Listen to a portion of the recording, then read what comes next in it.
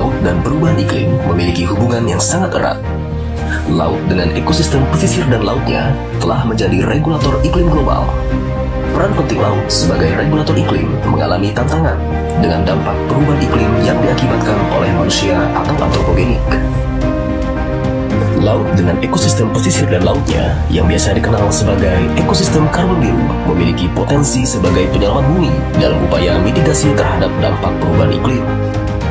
Karbon biru adalah karbon yang tersimpan dalam ekosistem pesisir seperti mangrove, lamun, dan rawa bayau yang diyakini memiliki kemampuan menyerap karbon terbesar di dunia, melebihi karbon hijau di daratan.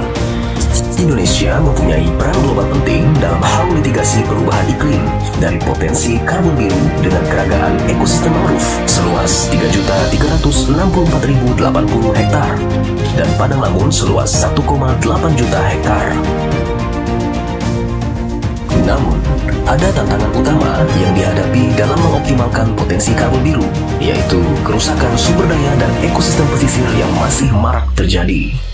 Pengoptimalan dalam mengelola karbon biru untuk mitigasi dampak perubahan iklim menjadi suatu rumusan masalah yang perlu dipecahkan solusinya melalui pendekatan analisis yang kompatibel. Analisis SWOT, kekuatan atau strength, kelemahan atau weakness, peluang atau opportunity, dan tantangan atau threat.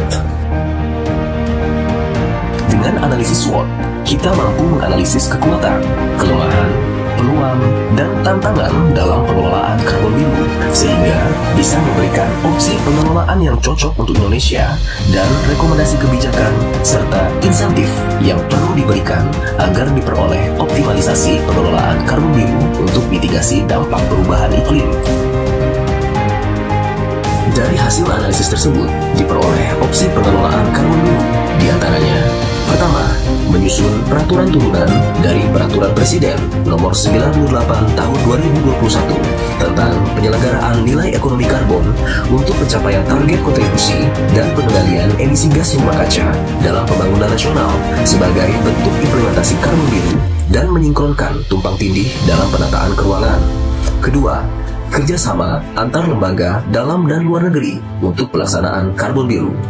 Ketiga, menggunakan konsep ekonomi biru dan peraturan dalam pengelolaan sumber daya terkait karbon biru sebagai terobosan dalam menggabungkan antara perlindungan ekosistem dan keuntungan ekonomi dari jasa ekosistem tersebut. Dan keempat, mengoptimalkan sumber daya kompeten untuk implementasi karbon biru. Adapun rekomendasi kebijakan yang ditawarkan yaitu: pertama, pengelolaan karbon biru di Indonesia perlu penyesuaian payung hukum yang dapat mengatasi isu-isu teknis. Kedua, penyusunan kebijakan terkait pengelolaan karbon biru harus bersifat komprehensif agar meliputi seluruh aspek yang relevan.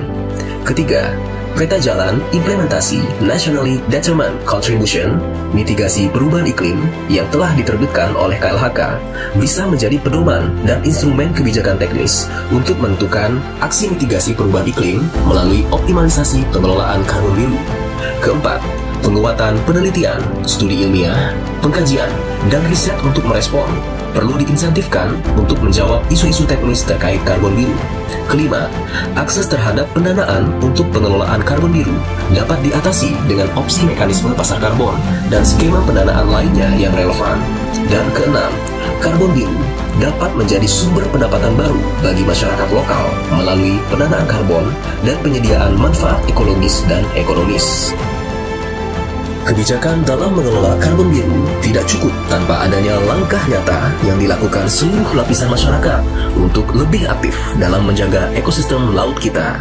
Karena laut biru, langit pun menjadi biru, dan kehidupan di masa yang akan datang tetap berlanjut dengan baik.